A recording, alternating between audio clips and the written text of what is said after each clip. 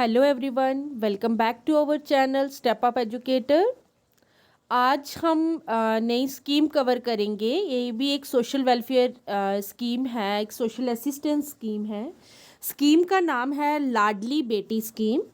लाडली Beti scheme ये एक social welfare initiative था जो गवर्नमेंट ऑफ इंडिया ने इस वेलफेयर का एक इनिशिएटिव लिया था। कब लिया था? 2008 में। किसके लिए? कि हम जो गर्ल चाइल्ड है उनके स्टेटस को इम्प्रूव कर सके अपनी कंट्री में। The scheme aims to provide financial assistance to the families of girl children from birth till their education and marriage. कहते हैं कि जो मेन एम था लाडली बेटी स्कीम का, जब ये इनिशिएटिव लिया गया था तब का जो इनका मेन एम था वो ये था कि फाइनेंशियल असिस्टेंस मतलब कुछ फाइनेंशियली सपोर्ट करना है उन गर्ल फैमिलीज़ को, गर्ल चाइल्ड की फैमिलीज़ को बर्थ से लेके उनके एजुकेशन तक और उनकी मैरिज तक। The scheme also seeks to promote gender equality and reduce female foeticide and child marriage. कहते हैं कि इस स्कीम से उन्होंने इसका एक और एम रखा था कि जो जेंडर इक्वालिटी है उसको प्रमोट करेंगे और जो फीमेल फर्टिसाइड और चाइल्ड मैरिजेस हो रही हैं इनको कम करेंगे। This scheme was launched by ministry of women and child development as a part of the national plan of action for children. कहते हैं कि इस स्कीम को लॉन्च किया था, किस मिनिस्ट्री ने किया था? Ministry of women and child development. और ये जो स्कीम थी ये किसका पार्ट थी? National plan of action for children. This scheme also provides an annual scholarship of rupees 500 to rupees 2000 to the girl child from class 1st to class 12th। कहते हैं कि जो ये लाडली बेटी स्कीम है ये सब बातें तब की हो रही हैं जब इसका इनिशिएटिव लिया गया। कहते हैं कि इस स्कीम में ऐसा नहीं था कि उनको सिर्फ फाइनेंशियली ही सपोर्ट किया जा रहा था, मतलब उनको पढ़ाई का स्टार्टिंग में ही पैसा दिया जा रहा है, ऐसा कुछ नहीं था। उसके साथ साथ ये स्कॉलरशिप भी, अब पूरे साल की जो स्कॉलरशिप बनती थी वो भी देते थे और उसकी जो रेंज रहती थी वो 500 से लेके 2000 रुपीज़ तक उस गर्ल चाइल्ड को मिलती थी जो फर्स्ट क्लास से 12th क्लास तक, डिपेंडिंग ऑन हर ग्रेड। अब उसके ग्रेड पे डिपेंड करता था कि वो क्लास 1st से क्लास 12th तक किस ग्रेड में आ रही है। उस ग्रेड के बेसिस पे उन जो भी इन स्कीम के बेनिफिशियरीज होते थे उनको क्या मिलता था? स्कॉलरशिप मिलती थी। This helps the girl child to continue her education and reduces the drop out rate among girls. कहते हैं कि ये जो स्कॉलरशिप है ये हेल्प करती थी उन गर्ल चाइल्ड को, उन बेनिफिशरीज को, जो ताकि वो अपनी एजुकेशन को कंटिन्यू कर सकें और जो ड्रॉप आउट रेट है उसको भी हम क्या कर सकें? मेंटेन कर सकें, कम कर सकें। अब मेन ऑब्जेक्टिव क्या है लाडली बेटी स्कीम का? वो था to enhance the value of girl children in the family and society. Girl child जो हैं इनकी वैल्यू को हम इंक्रीज़ कर सकें सोसाइटी में भी और फैमिली में भी। To eliminate the negative practices of female foeticide and child marriage. To eliminate, बोलते एलिमिनेट का मतलब होता है ख़त्म करना। कहते हैं कि आजकल जो मतलब प्रैक्टिसेस चलती हैं, जैसे फीमेल फर्टिसाइड की ही केस देख लो कि लड़कियों को बर्थ नहीं होने देना है, ये सब चीज़ें जो थी इनको हमने एलिमिनेट करना है। और जो चाइल्ड मैरिज है, बच्चों की मतलब जो आप नाबालिग लड़कियों की शादी करवा दी जाती है, चाइल्ड बचपन में ही उनका शादी करवाई जाती है, उसको भी हम क्या कर सकें? ख़त्म कर सकें, रिड्यूस कर सकें। To ensure the survival, protection and education of girl children. और जो भी गर्ल चाइल्ड, अब इतना ज़्यादा गर्ल्स को मतलब डिमोटिवेट करोगे तो वो उनका सर्वाइवल रेट भी क्या होता जाएगा? डाउन होता जाएगा। उसी चीज़ को बढ़ोतरी करने के लिए, उसी चीज़ को बढ़ाने के लिए हमने इस स्कीम का मेन ऑब्जेक्टिव ये भी है कि हमने गर्ल चाइल्ड को एजुकेशन भी देनी है, उनको प्रोटेक्ट भी करना है और उनके सर्वाइवल रेट को इंक्रीज़ भी करना है। To provide financial security to the girl children and their parents, financial security. कहते हैं कि इस स्कीम का मेन ऑब्जेक्टिव ये सब चीज़ें तो है ही हैं कि गर्ल चाइल्ड की वैल्यू को बढ़ाना, फीमेल फिटिसाइड को कम करना, चाइल्ड मैरिजेस को ख़त्म करना, फीमेल फिटिसाइड को भी ख़त्म करना, एजुकेशन देना। उसके साथ साथ ये सब चीज़ों के साथ साथ गर्ल चाइल्ड जो हैं और उनके पेरेंट्स को फाइनेंशियल सपोर्ट भी प्रोवाइड करना, ये भी एक मेन ऑब्जेक्टिव है किसका? लाडली बेटी स्कीम का। This scheme not only provide financial support to the girl child, कहते हैं कि ये जो स्कीम है ये सिर्फ फाइनेंशियल सपोर्ट ही नहीं प्रोवाइड करती है गर्ल चाइल्ड को, but also encourage her to pursue education and achieve her dreams. इस स्कीम के अंदर अब देखो, हमने ऊपर जितना भी हमने रीड किया, हमने एजुकेशन एजुकेशन एजुकेशन ही रीड किया है कि गर्ल चाइल्ड को एजुकेट करना है, उनका सोसाइटी में, उनकी फैमिली में उनकी वैल्यू को बढ़ाना है। तो सोसाइटी में फैमिली को कैसे बढ़ाएंगे जब हम वो एजुकेटेड होंगी। कहते हैं कि ये जो स्कीम है ये सिर्फ पैसा ही नहीं देती है, फाइनेंशियल सपोर्ट ही नहीं देती है चाइल्ड्स को, गर्ल चाइल्ड को, उसके साथ साथ ये उनके एजुकेशन और उनके जो सपने हैं उनको भी साकार करने में हेल्प करती है। The scheme also contributes to the social and economic development of the nation by improving sex ratio and empowering women. कहते हैं कि ये जो स्कीम है लाडली बेटी स्कीम, ये जो स्कीम सोशल और इकोनॉमिक जो डेवलपमेंट हमारे नेशन की हो रही है उसमें भी ये हेल्प करवाती है कि जो गर्ल चाइल्ड हैं वो भी क्या करें, पार्टिसिपेट करें, और एम्पावरमेंट जो गर्ल को भी बताया जाए कि आपका मतलब जो भी आपकी वैल्यू है वो यहाँ तक है, आप ये भी कर सकते हो।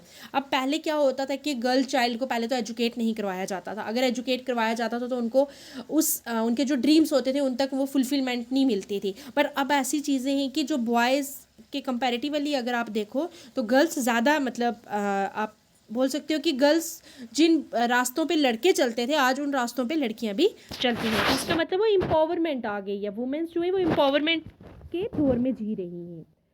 अब अगर हम JNK की बात करें, जो लाडली बेटी स्कीम है ये हमारी स्टेट में ये एक स्टेट स्पॉन्सर्ड स्कीम मानी जाती है जो गवर्नमेंट ऑफ JNK स्पॉन्सर करता है for a new girl child. अब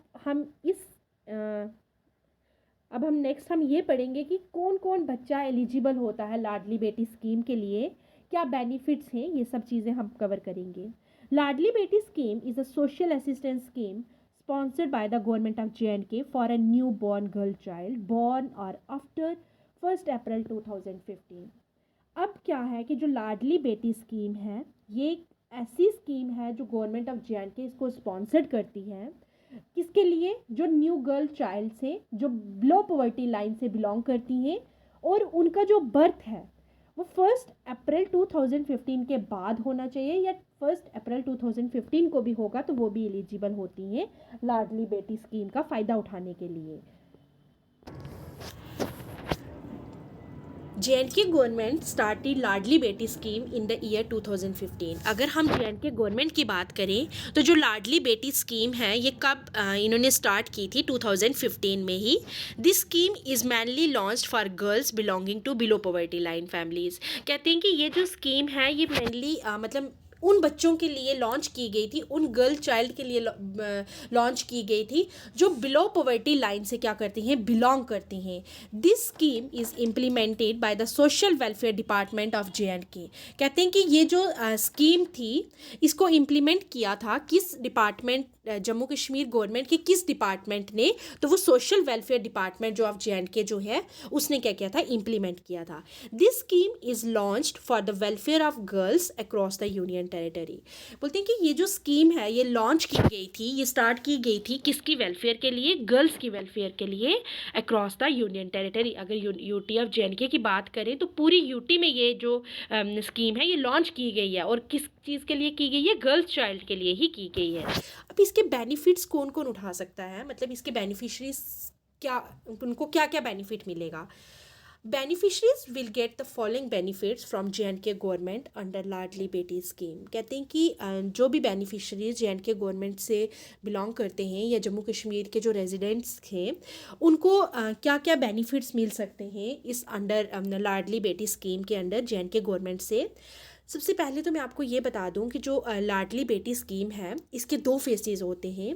फर्स्ट फेज़ आता है रेकरिंग डिपॉजिट का और सेकंड फेज़ आता है क्यूमुलेटिव टर्म डिपॉजिट का। अब जो फर्स्ट फेज़ होता है वो जब वो बच्चा स्टार्ट हो रहा है, जब बच्चे पैदा हुआ, बर्थ हुआ उसका, तब का देख लो, या फिर जब उसने रिसिप्ट ली है, जब वो रजिस्टर्ड हुआ लाडली बेटी स्कीम के अंडर, तब से लेके 14 ईयर्स तक। और जो सेकेंड फेज़ होता है वो 7 ईयर्स का होता है। इट मीन्स ये जो जितना भी लाडली बेटी स्कीम है इसका जो टेन्योर है वो 21 ईयर्स टोटल रहता है। 14 ईयर्स जो है वो फर्स्ट फेस आता है, 7 ईयर्स जो है उसका सेकेंड फेस आता है। अब इसमें क्या होता है कि फर्स्ट फेस में ये होता है कि वो जो भी गर्ल चाइल्ड लाडली बेटी स्कीम की बेनिफिशरी है, उस चाइल्ड को जब तक वो 14 ईयर्स की एज अटेन नहीं करती तो उनके अकाउंट में per month 1000 rupees JNK government के द्वारा दिया जाएगा 14 ईयर्स तक। फिर उसके बाद after that cumulative term deposit by JNK government till the girl attend the age of 21 years. अब सेकेंड जो फेस आ जाता है, फर्स्ट फेस ये है कि 1,000 रुपया हर महीने दिया जाएगा बेनिफिशरी को पर 14 ईयर्स तक। उसके बाद जो टर्म डिपॉजिट होती है उसका जो टाइम पीरियड होता है या उसका टेन्योर जो है वो 21 ईयर्स तक रहता है। After attaining the age of 21 years, the girl child will get an approximate amount of rupees 6.5 lakh. अब वो गर्ल चाइल्ड मान लो जो बेनिफिशरी थी लाडली बेटी स्कीम की, जब वो 21 ईयर्स की एज अटेन कर लेगी तो उस गर्ल चाइल्ड को जो गवर्नमेंट की तरफ से 6.5 लाख रुपीज़ जो है वो मिलेंगे। को ये वही पैसा होगा जो डिपॉजिट हुआ है, जो उनके 14 ईयर्स तक एक रेकरिंग डिपॉजिट चलती रही, उसके बाद जो कम्युलेटिव टर्म डिपॉजिट आई है वो आ गया। The financial assistance will be directly transferred into the bank account through DBT। अब ये जितना भी फाइनेंशियल असिस्टेंस है, जितना भी ये पैसा है, ये डायरेक्टली बैंक अकाउंट में चला जाएगा जो भी बेनिफिशरी होगी थ्रू डायरेक्ट बैंक ट्रांसफ़र। अब ये जो जितना भी बेनिफिट्स हैं, कौन सी गर्ल चाइल्ड जो है इन बेनिफिट्स का फ़ायदा उठा सकती हैं। Girl child and her family should be a residents of JNK। सबसे पहला जो क्राइटेरिया उन्होंने रखा है एलिजिबिलिटी का वो ये है कि जो भी गर्ल चाइल्ड बेनिफिशरी बनना चाहती है वो और उसका जो फैमिली मेम्बर्स हैं वो वहाँ जम्मू कश्मीर UT के रेजिडेंट होने चाहिए। The birth of a girl should be on और आफ्टर 1 अप्रैल 2015। कहते हैं कि जो बर्थ है गर्ल चाइल्ड का, जो बेनिफिशरी का बर्थ है वो 1 अप्रैल 2015 में होना चाहिए या उसके बाद उसका बर्थ हुआ होना चाहिए। The annual income of the parents of a girl child should be less than ₹75,000। और इन्होंने सेकेंड जो नेक्स्ट जो क्राइटेरिया रखा है वो ये रखा है कि जो पेरेंट्स हैं गर्ल चाइल्ड के, उनकी जो इनकम है वो 75,000 से कम होनी चाहिए। Nomination facility will not be applicable in scheme. अब क्या है, अब जितना भी जो भी बेनिफिशरी है अगर वो फ़ायदा ले रही है, मतलब 14 ईयर्स उनको 1000 रुपीज़ पर मंथ डिपॉजिट हो रहे हैं, उसके बाद कम्युलेटिव टर्म डिपॉजिट चल रहा है पीरियड उसका 7 ईयर्स का। मान लो कि कोई भी गर्ल चाइल्ड है, उसकी अनफॉर्चुनेटली ऐसा होता है कि उसकी डेथ हो जाती है, तो आप उसका जो जितना भी मान लो कि वो चाइल्ड जो है वो 10 ईयर्स तक उसने सर्वाइव किया, 10 ईयर्स के बाद वो चाइल्ड अनफॉर्चुनेटली उसकी डेथ हो गई, तो वो जो 10 साल का पैसा है ना वो किसी को नहीं मिलेगा, क्योंकि ये एक ऐसा स्कीम है, इसमें कोई भी नॉमिनेशन फैसिलिटी नहीं होती है, आप इसमें नॉमिनी नहीं फिल कर सकते। जो गर्ल चाइल्ड है, जो बेनिफिशरी है, वही पैसा ले सकती है अगर वो उस टेन्योर तक सर्वाइव करती है। इन केस अगर वो सर्वाइव नहीं करती तो वो जो पैसा है वो कोई भी नहीं ले सकता, जितना भी उनका फंड है वो वापस उस सरकार के अंडर चला जाता है। Nomination facility will not be applicable in scheme in an unfortunate event of the death of the girl child. The account will be closed immediately. क्या होगा, कहते हैं कि अनफॉर्चुनेटली अगर वो जो बेनिफिशरी है अगर उसकी डेथ हो जाती है तो जो इनका अकाउंट है वो क्या हो जाएगा, इमीडिएटली जल्दी से उसको बंद कर दिया जाएगा। And the balance amount along with interest accrued with revert to the UT of JNK and Ladakh. और जितना भी पैसा उसके अकाउंट में डिपॉजिट हुआ होगा वो सारा क्या हो जाएगा, रिवर्ट बैक हो जाएगा UT of JNK and Ladakh. अब उनको पता कैसे चलेगा, आपसे कोई पूछे कि उनको कैसे पता चलेगा कि वो बेनिफिशरी की डेथ हो गई है, क्या है क्या नहीं। क्या होता है कि हर 3 साल के बाद जो बेनिफिशरी हैं उनके पेरेंट्स को बच्चों का लाइफ सर्टिफिकेट देना पड़ता है। अगर लाइफ सर्टिफिकेट वो भी एक गेजेटेड ऑफिसर से साइंड हुआ होना चाहिए, वो देना पड़ता है।